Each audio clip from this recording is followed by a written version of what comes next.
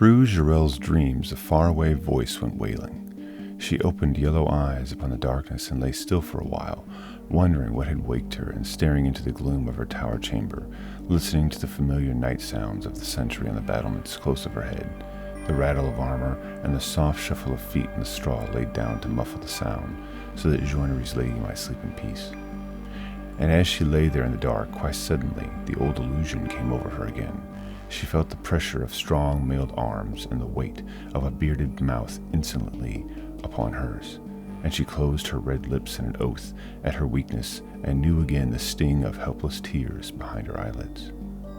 She lay quiet, remembering Guillaume, so hatefully magnificent in his armor, grinning down upon her from her own dais in her own castle hall, where her own dead soldiers lay scattered about upon the bloody flags. Guillaume, his arms hard about her, his mouth heavy upon her own, even now, like anger, swept a flame across her memory. Hello, my name is Virgil, and this is Literally Books. Today, I'd like to talk about C.L. Moore's The Black God's Shadow. This story is the sequel to The Black God's Kiss, and also brings back Jarell of Joinery. Now, here, this has been about I want to say maybe about a year after that first story. In this story, we find Jarell is still sort of tortured about what happened to Guillaume. Now, if you didn't read the first story, I'm going to go ahead and tell you. Although it is a slight spoiler for the first story, which actually I quite liked.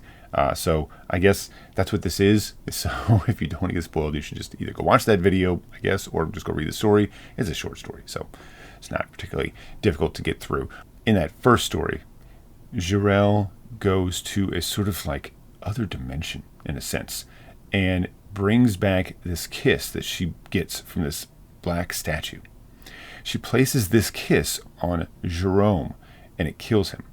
And as soon as he dies, she is overwhelmed with a tortured feeling and realizes that her passion and anger at him was really sort of misguided love, with a little bit of lust, maybe. But I think it's generally like, I think that there's a genuine feeling there, not just a physical feeling, but a genuine something. There was something there that she really, that Jerome had that no one else had. And she was angry at him defeating and killing her men, but she was also sort of interested in him. And she just, she's such a passionate and sort of Spitfire type character that she couldn't quite work that out. So I kind of like that. I kind of like that there's this flip at the very end of Black God's Kiss where, Jerome is this enemy that she's just doing, going to incredible odds, going way out of her way to sort of get revenge on him, to get him. And at the very end, she sort of understands her feelings when she's lost him.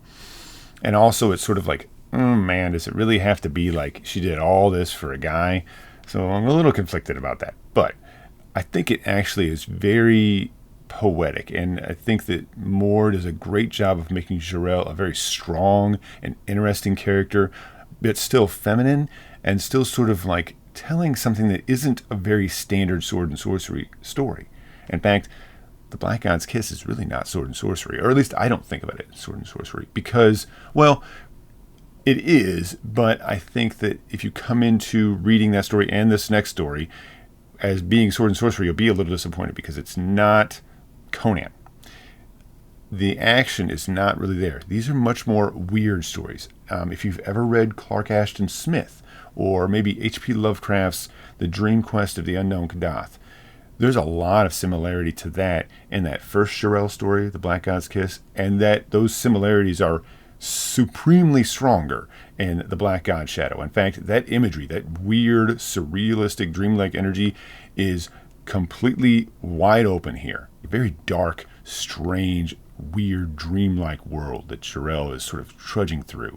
And the reason that she goes back from the first story is because the tortured soul of Jerome is calling to her, begging for freedom. And Jarell is so moved, so sad in her heart, so still sort of weeping in a sense for him internally and keeping it from everyone, that she sort of can't bear it. It's very similar in a sense almost to that Poe story, right? What is it? The Telltale Heart, where only the main character can hear the beating of the heart under the floorboards. And in that same sense, only Jor-El can hear Jerome's cry.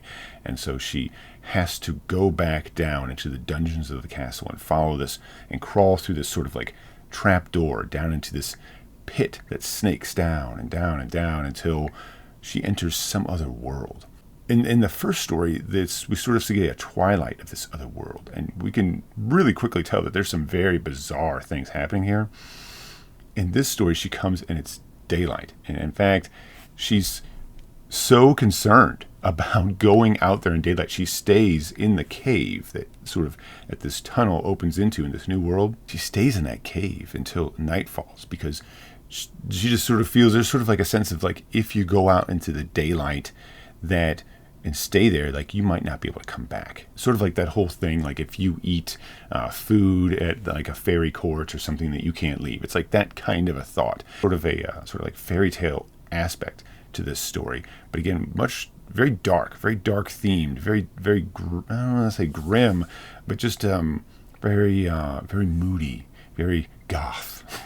But it really works, and it really showcases what sort of poetic style that Moore has.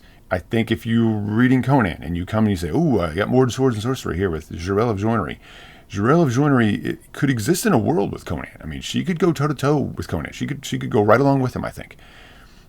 And actually, the literary Red Sonja is a lot more boisterous and sort of free-spirited and not so angry. The Jor-El is a very passionate, very quick to anger, very strong-willed person, and I think that she's really interesting. I think that as I said before, the comic book character of Red Sonja probably takes a lot more out of Jor-El than it does of the original Red Sonja from Howard, because that character is not particularly well developed, or there's not a whole lot of her there. So the Jor-El character that we get is just this really passionate and very interesting character, and I think this sort of like doing all this for a guy could be a little. You could sort of kind of cringe a little bit that or sort of say, oh, I wish it wasn't like that. And I understand that. I kind of felt that way too, but I mean, Moore just convinces you with this sort of poetic language that she has, beautiful imagery, and really works on the bizarre. I mean, it definitely has that sort of like Lovecraftian sort of weird horror type stuff, but without ever using Lovecraft language. I think that's something important to note, is that's why I think she's maybe a little bit more like Clark Ashton Smith, is that she doesn't use this Lovecraftian language. She doesn't use words like cyclopean or cyclopedian. Sorry, that's an encyclopedia. She doesn't use the same kinds of words that Lovecraft likes to harp on. Not necessarily detrimentally, but I mean the kind of words that Lovecraft used a lot, and that sort of in all these pastiches, the writers that come along, they sort of just keep using those same words, and it sort of becomes almost like, I don't know, like it becomes kind of like cliche to sort of hear these words. And Moore doesn't seem to do that. She creates so it's sort of like a dark fairy tale, which is why I think I am not surprised, liking Moore, that I also have a lot of interest in Tanith Lee. Lee's writing seems to be very similar, so I'm excited to get to her. But this is not about Tanith Lee. So this second short story, The Black God's Shadow, Jor-El goes and sort of to go and reclaim Guillaume's soul from the Black God. Very little, very, very little. In fact, basically no like sword fighting or anything like that. If you are interested in reading these stories, you should come at them from a perspective of weird fiction and sort of like weird fantasy stories. I think weird fiction is maybe a better grounding to start from to read this than sword and sorcery. I mean, if you like Elric and Conan, there's a good chance you could like this, but you need to understand that the stories are not like that. Jor-El does not spend any significant time at all swinging her sword. Even in some of the later stories, it seems like most of the narrative is not given over to Jor-El chopping things up. It's much more just this sort of like offness to this dream world and this weird sort of exploration of this sort of these horrors. I mean, I totally wish there was like books upon books of Jor-El. It's just I think we only have like 5 stories or so, but those 5 stories are definitely very dense. And I like too that Jarrell is based in a reality that basically is ours. That sort of fits in with the more horror or weird fiction type slant that Moore is writing for. So if you enjoyed the first Jarrell story, I think you would like this. And I think if you like weird fiction, if you like Smith, again, I'm saying, I think that the Black God's Shadow is really well written and really just very poetic. I mean, it feels very much like poetry. Moore does a really beautiful job with sort of painting these very melancholic, sort of dark, sort of dreamy sequences. It's not a very long story. I'm not going to spoil it, even though I just spoiled the one before it.